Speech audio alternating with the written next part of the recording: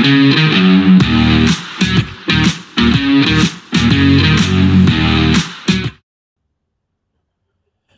welcome back to the SuperCoach and Off channel. In this video we're going to go through our tops, chops, traps and slaps for round 12 of NRL SuperCoach in the 2024 season.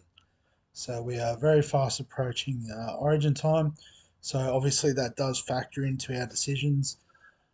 But I guess with injuries and other carnage around the league, there is a few opportunities that have popped up as well.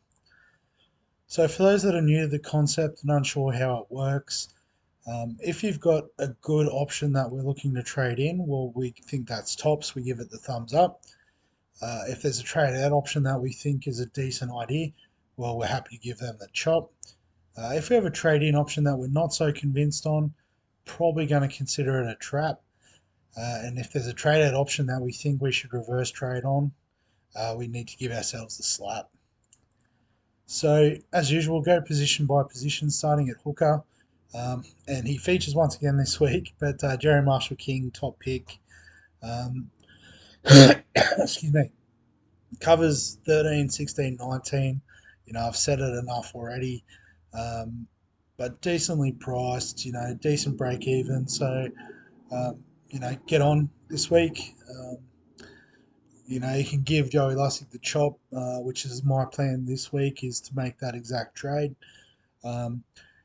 Interesting to see how Lussick is used with the new coach, given that Arthur has been given the chop as well, ironically enough.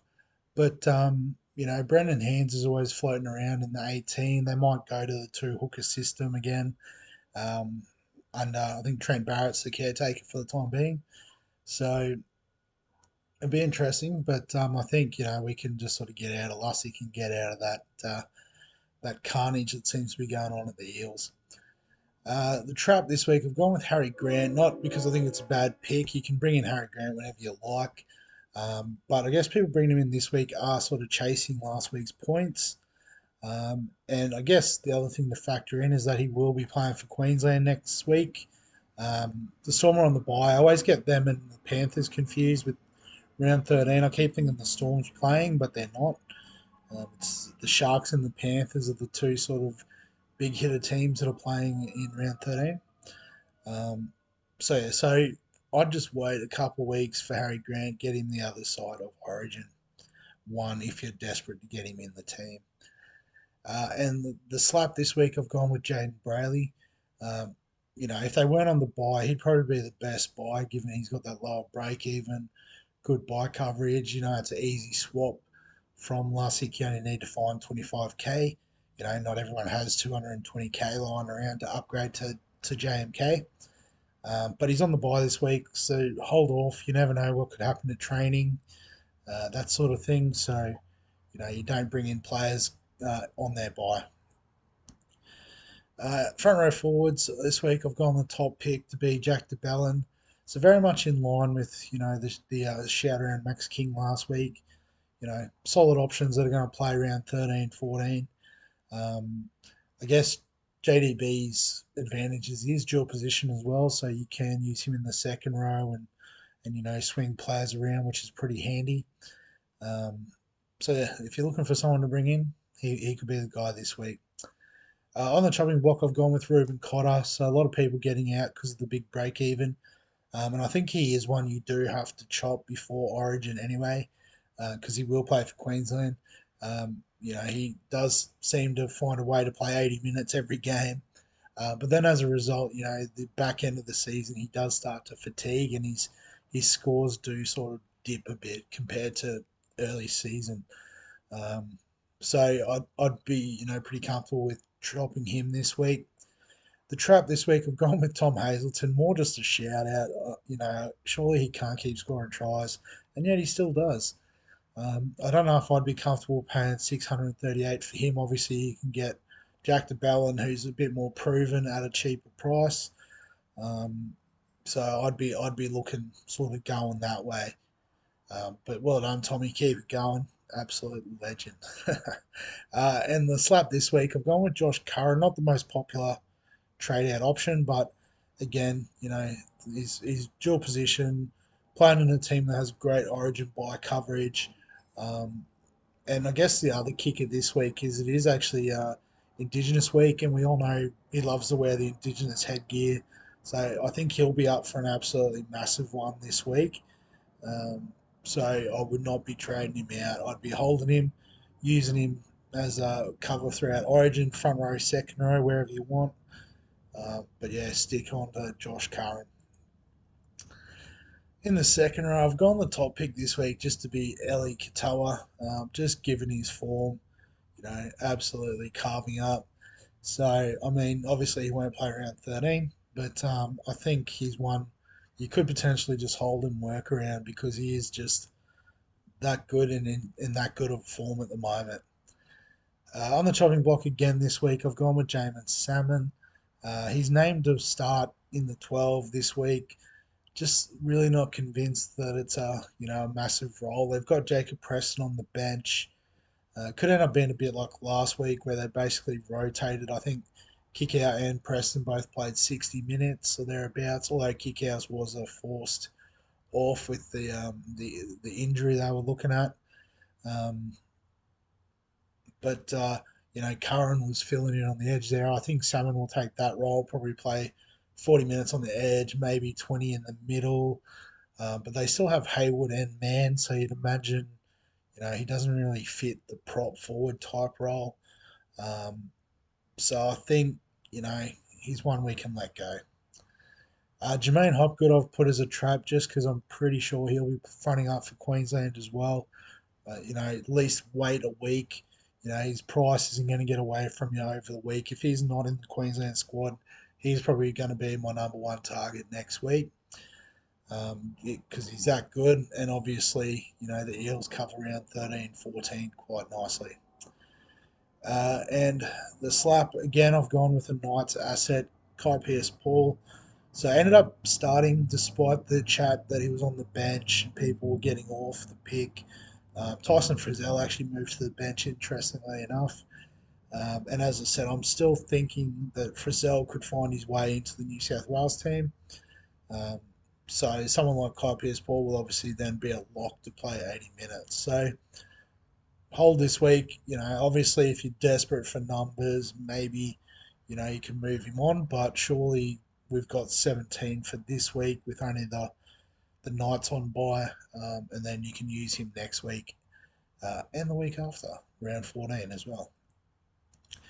Onto the halfbacks, and the top pick this week, I've gone with Dylan Brown. Maybe not so much because, the Eels are going to come out all guns blazing. They very well may. But just, I guess, because he now has halfback status as well. So he does pair nicely with a Matt Burton, for example, with that dual position flexibility. Oh, excuse me. I thought I shook this cough, but it's back. Um, yeah, I guess he pairs with Luke Brooks too, but I'd give Luke Brooks a chop. He's sort of not doing a great deal. Manly don't play around 13. So yeah, I think Brooksy can go. Dylan Brown can come in and take that dual position role. I put Nico Hines as a trap this week, and it's mostly just down to the fact that you can see he's got a 127 break even. He plays the Panthers this week. Pretty sure it is. Like he's had a couple, yeah, Storm, Roosters, Panthers, yeah. So, he's sort of, weathered the storm of his tough run so far, but, I think he won't get 127 this week. I'd be fairly confident in betting that. Not to say he can't do it, but, the odds are he won't. And then surely he plays Origin. With Moses not being named, I'd imagine he'd be number one option in the seven jumper. So you'll lose value this week. He won't play next week. Round 14. He should be fine, back up, all that sort of thing. But you can probably get him a fair bit cheaper, maybe potentially even under the million mark, which would be nice. Obviously, if you've got him, you hold. You don't get rid of him, but you don't trade him in this week. And the slap, I've gone with Isaiah Katoa. I guess if you've got him, Dolphins do cover those nice buy rounds. Um, He's dual position as well, so you can now flip him with Dylan Brown. Um, so yeah, I think if you've got him, you hold him. He's not the most popular owned player, but I guess there is sort of less and less trading going on as we get deeper into the season and people are trying to save trades. Onto the 5/8s and the topic this week, and probably the best buy. I didn't put the designation on there, but Tyron Wishart, and it mostly comes down to the guy you can see on the right there, Cam Munster being out with that groin injury aggravation. Um, so it looks like Wishart's going to get a good run in the team. So I think this is about the second Storm player because I did have Harry Grant as a trap, but second sort of top Storm player this week. But he does now have that job security. Um, I guess the reason why we've shied away from him is he is that utility type player that can lob up on the wing or play fullback or you know play the 14 role and give Harry Grant a spell at hooker. Just whatever the team needs, he does. Um, but I think they're going to need him to play six for the next 8 to 10 weeks. So good price, negative break even, dual position as well. Um, so yeah, you can absolutely get on Tyron Wishart. Um, Cam Munster I've just spoken about, so we'll skip him. Tom Dearden I've got as the trap, and that's purely again because Munster's injury. You'd imagine Dearden is the front runner for the six jumper for Queensland. So if you've been holding him in the hope that he'll play around 13, um, particularly with a break even of 82, it might be a good time to jump off. Obviously, you can go to a Dylan Brown, go down to a Tyron Wishart if you need to make money to facilitate another trade. You could even swing across to Max Plath. So a few people trading him out, which was a bit of a head scratcher given he's back. He's named in the 13 jumper. We know what he's capable of in that position. Um, he might not reach the 74 break even this week, but he won't lose too much cash. And then, he offers a lot of value during the origin period. So, yeah, don't trade out Max Plath. Onto the centre wing, and I guess we're featuring a couple of young guns here. Um, and I've gone with Blaze Talungi as the top pick. Purely comes down to, first of all, his break even is much better, negative 68 is insane. And also the fact that, with Brad Arthur gone and the Eels in a bit of a state of flux, when Gutherson comes back, he's due back around round 14, is the estimate. They might even sort of take it a bit easier with him if it looks like, they can't get much out of this season. But also, I guess the hope is that maybe they slot him in the centres and they give Talangi an extended run at fullback. Talking to a Parramatta mate of mine that's a Parramatta fan, even he is all for that. But again, not the coach. So I think for that reason, I'd take the punt on Talangi over Fa'alongo. So Fa'alongo, obviously, a bit cheaper, has a good break even, doesn't cover around 13, which is probably one knock on him. But also Ryan Pappenhausen is due back in round 14 as well, so similar timeline. But with the Storm being much higher or higher positioned, Pappenhausen would slot right in. I mean, the one argument for Fa'alongo in that sense is that Pappenhausen has had some serious injuries with the ankles and that sort of thing. So they might sort of take it very cautiously with him, which would give him a bit more of an extended run. Um, but you'd have to be pretty brave to bring him in on that sort of hope. I think you've got to take it as read. They'll both be back in round 14 because that's when they're predicted to be fit enough to come back. Um, but out of the two, I think Talangi has the better chance of holding a spot in that team. On the chopping block, I think a pretty simple one. Taylor May out indefinitely. You know, you can if you don't trade him this week, you'll have to pay up to go to Talangi next week. So that's pretty straightforward one. And the slap, I've gone with Bronson Sherry. So again, not the most popular out, but again, Bulldogs good bye coverage. He's pretty much locked in on that left edge, which is absolutely humming. Aside from not being able to hold on to the ball last week against the Raiders. But everyone's allowed a bad game once in a while, so don't lose the faith in Cherry. And into the fullbacks and the top pick, I've gone with KO Weeks just to give him a nod. He did really well on the weekend against the Dogs. I forgot how quick he was until he carved up the defensive line and pretty much ran around Connor Tracy. Yeah, watching him live, he was lightning. But ridiculously good break even. We'll play round 13. Even if you've got to cut him in round 14 to bring in some cover, given that the Raiders, Dolphins, Roosters all on bye that week. I think it could be a nice little cash grab. On the chopping block, AJ Brimson was the second most popular out at the time of recording in the fullback position. Probably most people have him in centre wing, to be fair. But yeah, if you've got him, you absolutely can cut him. Uh, he's not due back till about third origin. The trap, I've gone with Hammer. So a lot of people are excited to bring him in after his great performance on Sunday night. He's back playing fullback, but he's only back this week, and then he'll be in Queensland camp, surely. Centre spot is his.